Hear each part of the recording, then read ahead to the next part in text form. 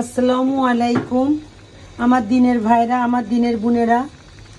আজকের আমার রেসিপি হচ্ছে আমার ছোট্ট ছেলে আপনের জন্য।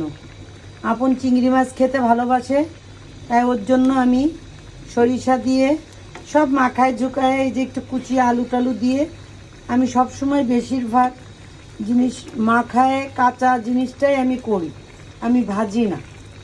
তাই এইভাবে আমি চিংড়ির চচ্চড়ি করে দিচ্ছি, মজাদার টেস্টি আমার ছোট ছেলের প্রিয় খাবার চিংড়ি মাছ ভুনা।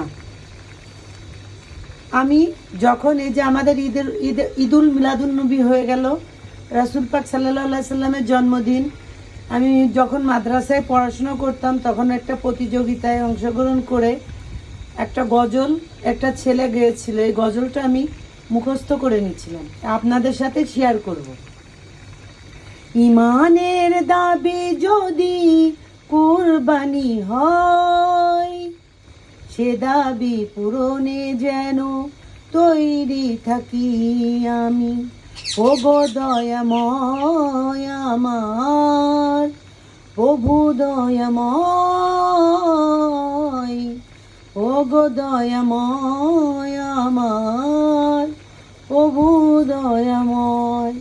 বন্ধুরা, মনে হয় আগের জীবনে আবার ফিরে যায়, আবার সেই উদ্যমে উত্তলে নাথ হাম যেন গায়।